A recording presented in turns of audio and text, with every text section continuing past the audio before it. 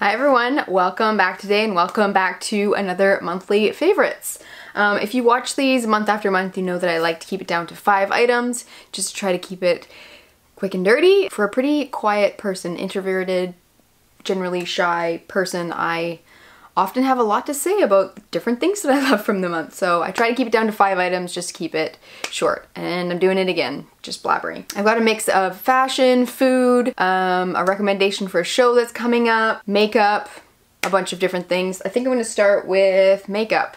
This is something I get asked about quite frequently, is my skin and what foundation I use. It's almost always one foundation. I've been using the same foundation for years and years and years. 95% of the time this is what I'm wearing, especially if I'm gonna be filming or taking photos. I just know it's gonna work. I also love that it is from the drugstore. It's a L'Oreal one. This one's really beat up. This one is the one that was with me since London, I think. I think I've had this one since London.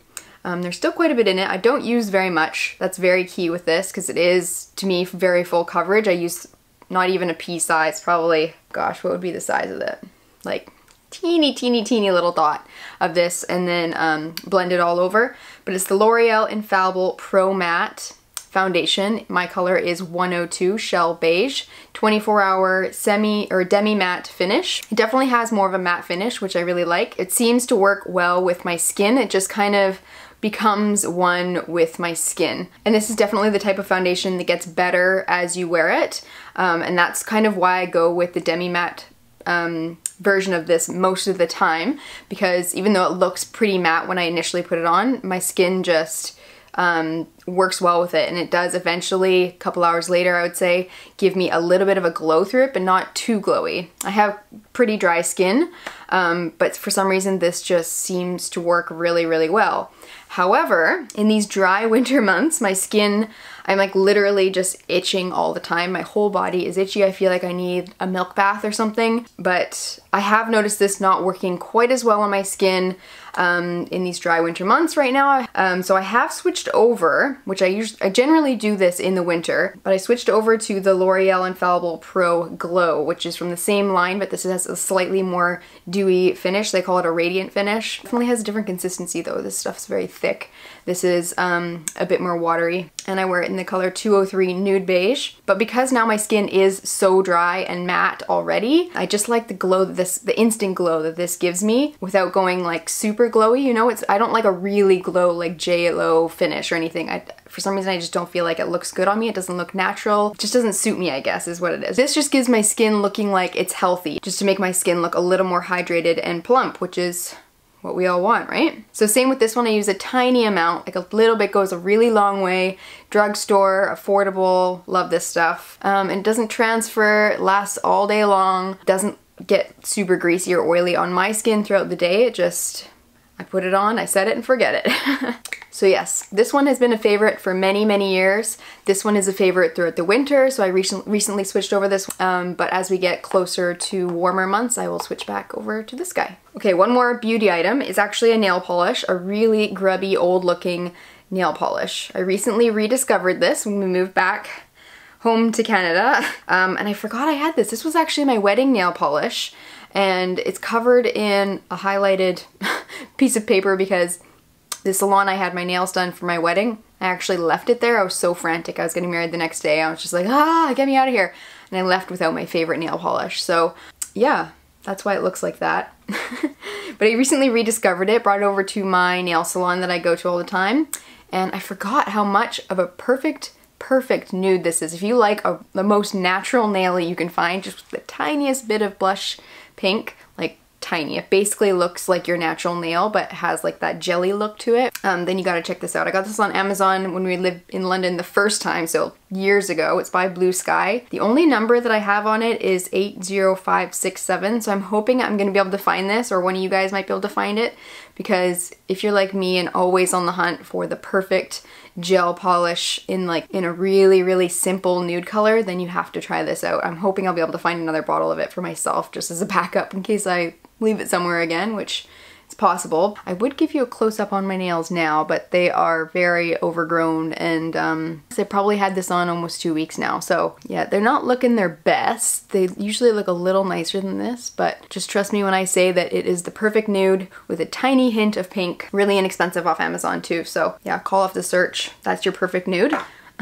And in terms of fashion, there's no doubt that I love a good cream sweater. Ken makes fun of me in the morning when I'm getting dressed. I'm like, what am I gonna wear today? He's like, which cream sweater are you gonna wear today? Because I pretty much wear, like, that's just my go-to. I just love a good cream sweater. There's something sophisticated, put together, cozy feeling about a good cable knit cream sweater. That doesn't even have to be cable knit, just anything cream colored basically. So my closet is completely full of them now, but the two that I've been going for the most this past month, first one is from H&M. I've been reaching for it a ton because it's basically like wearing a giant house robe, except you look chic and cool and comfy and super duper cozy basically. It's incredibly cozy. I got mine in a size medium, and I think I could have done a small, but I actually like the really oversized fit of the sweater. It is the most beautiful. You know, some creams are just like, they're a little more yellow or they look almost pink sometimes, and I find it cheapens the look of the sweater. This one looks not cheap at all. It looks really expensive. It has that look to it and weight to it too. It's really nice and heavy. It's not the cheapest sweater at H&M. I want to say it was like $60 or something, but I just get so much wear out of this. I just wear it like a house robe basically, but I also love wearing it over like a medium wash denim and just tied at the waist. Looks great on my figure, but also has that like chic oversized look to it. Classic. It's classic, and you must have it. I love it. I'm not one to spend $60 on a sweater. In fact, when I ordered this, I thought there's no way I'm gonna keep that. There's no way that I want to keep a $60 sweater. By nature, I'm a thrifter. I love to save. I don't like to spend a lot of money on things that I have lots of, you know, sweaters. I've got a lot of sweaters, but as soon as I tried it on, I know we were a match made in heaven, and she has been getting a lot of wear. I hope it's still available online and you can pick one up for yourself. It also looks great open, just kind of draped open too, so you can kind of wear it two different ways. And the other one I've been wearing a ton. I actually got this, God, probably about a year ago now, but it is still available, so I'll link it down below, as well as the last sweater there. Why did I just take it off the hanger? What am I thinking? Oh goodness. It's this one. You've probably seen it in quite a few of my vlogs throughout the last year or so. I think I wore it quite a few times down at the cabin, but it's just so cozy. There's a lot of dupes out there for this sweater, which is it's by Abercrombie & Fitch, but there's tons of dupes out there that you can get on Amazon that look similar, but I just can't imagine they have the same quality feeling to it. Just feels nice and substantial, and I love the asymmetrical buttons down the front. It looks really cool and just kind of effortless, outdoorsy, you know, just kind of cool. I love the way it looks over denim shorts as well. I can't wait to wear this with my denim shorts and then my Everlane gumboots, the ankle length gumboots that I just shared in one of my last videos. I think that's gonna look awesome, especially for down at the cabin. Cool cabin outfit.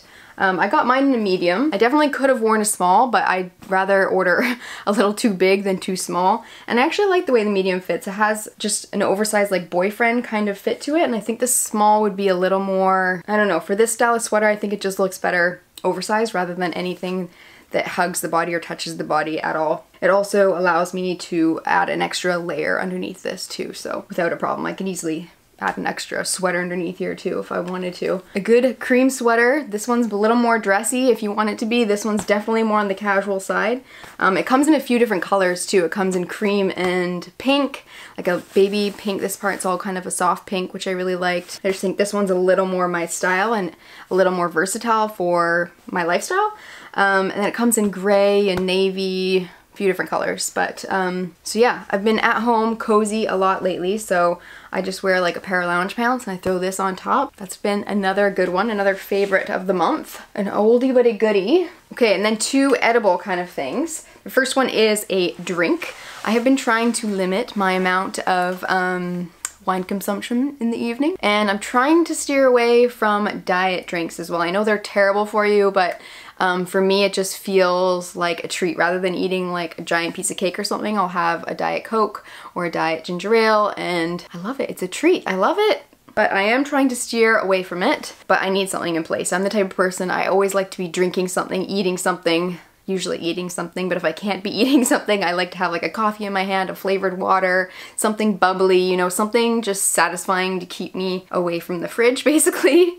So I recently discovered these, tried them on a whim, and we ended up really liking them. Both me, my mom, and Ken all really like them. They are the new bubbly drinks. Have you seen the commercials for these? The commercial's actually really cute. It's done by Michael Bublé.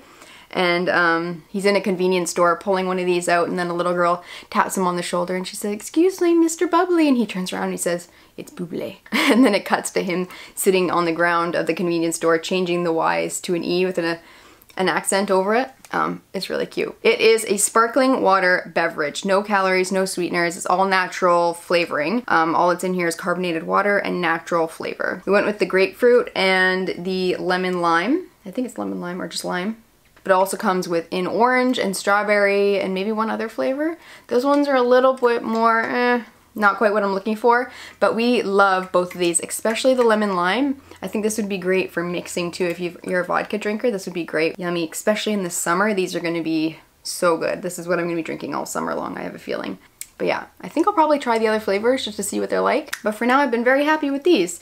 They do have a very light flavor to them. It's not like drinking a Diet Coke where it's like bam. When you're initially sipping on it, it does have like a very, very fine hint of the grapefruit or the lime, but the aftertaste is there, and I think it's good. It's good, refreshing, quenching drink, and something other than having diet pop. So yeah, these have got a pass for me. I'm excited to try the other flavors, even though I'm sure these ones are going to be the front runners for a little while now. And the other food item is homemade popcorn. We've been doing this a lot lately. Me, my mom, and Ken love to spend the evening watching a movie. We're a very happy little family over here. People might be thinking like, why do you and your husband want to watch a movie with your mom every night?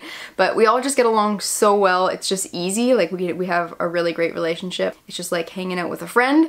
So, but just to kind of amp it up a little bit, we've been using our popcorn machine, which I completely forgot about. It was tucked away in a corner in the kitchen and we hadn't used it in probably years, but I pulled it down for a dinner party we had not long ago. And it just made it so much more fun to watch. You feel like, especially because my mom has quite a large room downstairs with a big TV and everything, it felt like we were sitting in a movie theater chomping on expensive buttered popcorn, but really it was kind of a healthy version of popcorn. The popcorn machine we have is just a tiny little one that you can get on Amazon. It's just a standard one where you just scoop it in and it starts spewing out popcorn into your bowl. Oh, the sunshine's coming in. Uh-oh.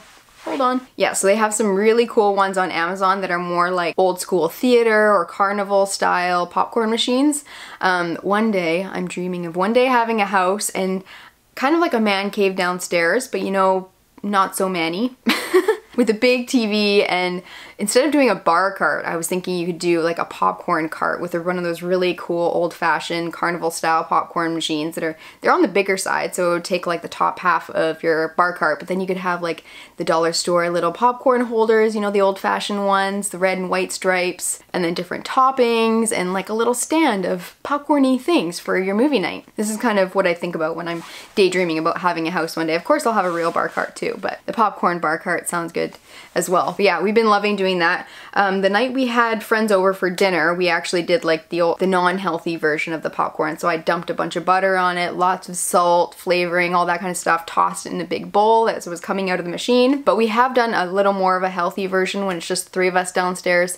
As it's coming out of the machine, I just give it a light spritz of cooking spray, like we have an olive oil cooking spray. Spritz it as it's coming out and then toss with some salt, light salt. And then we have these little bowls that I got from the dollar store. They're actually left over from our Super Bowl party, but they work perfectly as like a little scoop out of the big bowl of popcorn, and then everyone has their little individual portions of popcorn, and it kind of helps you from, you know, devouring thousands of calories in popcorn. And of course we just get like the bulk style kernels from the grocery store. And it's a healthy little snack for movie nights, not a bag of chips. So we've been really loving that. So that's it for my 5. I do have a little heads up about a show that I heard that's coming out. If anybody knows where I can find this show, please tell me. It's not coming out till March, but it's called The Act, and it's a story about Munchausen syndrome by proxy. You've probably heard this story before. A little girl named Gypsy and her mom Dee Dee. So if you don't know, Munchausen is basically a syndrome in which the caregiver causes illness or pretend fakes illness of their child or the one they're caring for in order to bring attention to themselves. So this mother, Dee Dee, led the world to believe that her daughter Gypsy was very ill. Everything was wrong with her. She had many unnecessary surgeries. At one point, she even had her salivary glands removed. She had a feeding tube. She was in a wheelchair even though she was completely capable of walking. And that's how she lived her life until she was in her teens, where she had an epiphany where maybe, why can't I try walking, Mom? And her mom would say, no, don't try that, you know, just stay in your wheelchair. But anyways, if you don't know the story, there's a huge twist at the end of it. There's way more to the story than that. You have to Google it. And I definitely want to see this made for TV kind of movie. I think it's maybe a series that's coming out on Hulu in March. So if anyone knows where I can find that, because I don't have a Hulu subscription, please let me know. I am dying to watch this show. It's like right up my alley.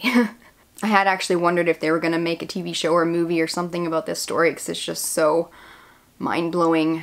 This really happened, but you gotta find out the end of the story. It's very, very interesting and crazy, totally crazy. Okay, anyways, that's all I have for you today. If you haven't already seen my last video, it was a vlog from when Bubs and I were out a couple weeks ago, out on the town. We had some margaritas, we had tacos. It was basically just drinks and us hanging out, being fools like we usually are. And at one point we get stranded, so go give it a watch if you haven't already. And I also have another vlog coming midweek. I think this is gonna go up Saturday, so on Wednesday I believe there's gonna be a new vlog. My mom and I went out to Vancouver to go visit my sister, so we took you out and kind of showed you around Vancouver a little bit and the Kitsilano area. So if you're curious to see a little more Vancouver, keep an eye out for that. We're actually going out bowling tonight.